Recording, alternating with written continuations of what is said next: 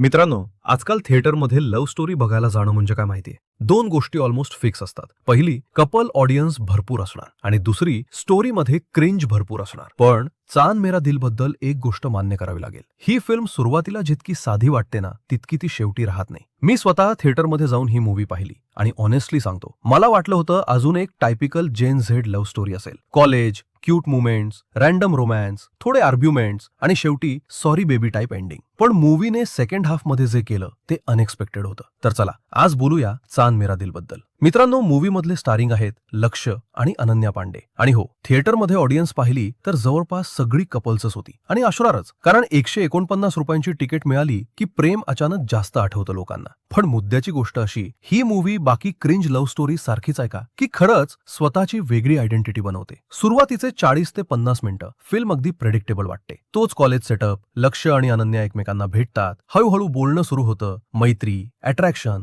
आणि मग प्रेम. तेच लेट नाईट चॅट्स, रस्त्यावर थांबून romance, movie dates, cafe scenes आणि मुलगा मुलीला इम्प्रेस करण्यासाठी ब्लाइंडली सगळं करत राहतो. खरं सांगायचं तर आजच्या जनरेशन मधल्या 100 पैकी 90 कपल्सची स्टोरी इथे दिसते आणि म्हणूनच मूवी सुरुवातीला खूप रिअल वाटते, कारण ती सिनेमॅटिक कमी आणि रिलेटेबल जास्त आहे. पण खरी गोष्ट इंटरव्हल नंतर सुरू होते आणि इथे मूवी अचानक मॅच्युअर होते, कारण ही फक्त प्रेम झालं इथपर्यंत थांबत नाही, तर प्रेम जास्त पुढे गेल्यावर काय होतं, त्या डिसिजनचं कॉन्सिक्वेन्सेस काय असतात हे दाखवते. आणि बिलीव्ह मी, सेकंड हाफ मध्ये मूवी क्रिंज वाटत नाही, उलट काही सीन्स इमोशनली हिट करतात. विशेषतः आजच्या टीनेजर्स आणि यंग कपल्ससाठी या फिल्ममध्ये खूप स्ट्रॉंग मेसेज आहे. करिअर, रिलेशनशिप, फ्युचर आणि इमोशनल अटॅचमेंट या सगळ्यांमध्ये बॅलन्स नसेल तर आयुष्य किती पटकन मेसअप होऊ शकतं हे मूवी खूप शांतपणे समजावते. आता ऍक्टिंग बद्दल बोलायचं झालं तर लक्ष्यने पुन्हा प्रूव्ह केलं की हा मुलगा पुढे खूप मोठा स्टार होऊ शकतो. किल मध्ये ऍक्शन इंटेन्सिटी दाखवली होती आणि इथे कम्प्लीट लव्हर बॉय बनून आलाय. पण फक्त क्यूट ऍक्टिंग नाही, त्याच्या कॅरेक्टरमध्ये इमोशनल डेप्थ आहे. त्याच्या डोळ्यात कन्फ्युजन दिसतं, अटॅचमेंट दिसतं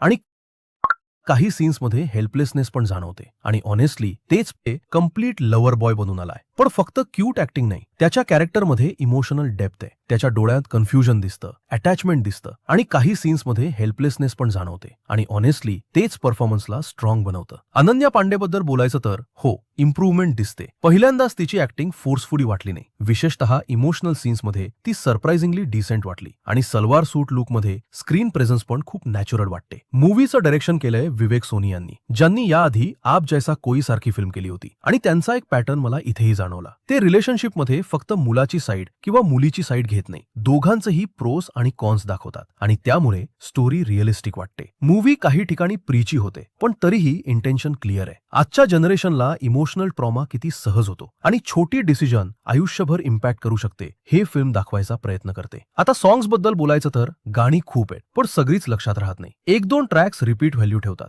बाकी बॅकग्राऊंड मध्ये जातात. आणि हो, सेन्सर बोर्डने किसिंग सीन्सवर चांगलीच कात्री चालवली आहे. म्हणजे मूवी पाहताना क्लिअरली जाणवतं की काही सीन्स अचानक कट झाले, पण ऑनेस्टली त्याने फारसा फरक पडत नाही, कारण फिल्मचा मेन फोकस रोमॅन्सपेक्षा इमोशनल इम्पॅक्टवर जास्त आहे. हो, मूवी परफेक्ट नाही, काही ठिकाणी पेसिंग स्लो वाटते, काही सीन्स अजून स्ट्रॉंग लिहू शकले असते, पण ओव्हरऑल ही फिल्म एक जेन्युइन अटेम्प्ट वाटते, विशेषतः आजच्या जेन जी रिलेशनशिप्सवर. जर तुम्हाला रिअलिस्टिक लव्ह स्टोरी पाहिजे असेल, जिथे फक्त रोमॅन्स नाही तर इमोशन्स, मिस्टेक्स आणि कॉन्सिक्वेन्सेस पण आहेत, तर चांद मेरा दिल एकदा थिएटरमध्ये बघायला हरकत नाही. ही मास्टरपीस नाही, पण वन टाइम वॉच नक्की आहे. माझ्याकडून या फिल्मला 3.5 आउट ऑफ 5 स्टार्स आणि मॉकटेलच्या भाषेत सांगायचं तर जस्ट गो फॉर इट. बाकी तुम्ही मूवी पाहिली असेल तर कमेंटमध्ये नक्की सांगा, तुम्हाला ती खरंच रिलेटेबल वाटली का? आणि अशाच मूवी रिव्ह्यूज आणि एक्सप्लेनेशनसाठी चॅनलला सबस्क्राईब करायला विसरू नका. पुन्हा भेटू पुढच्या व्हिडिओमध्ये.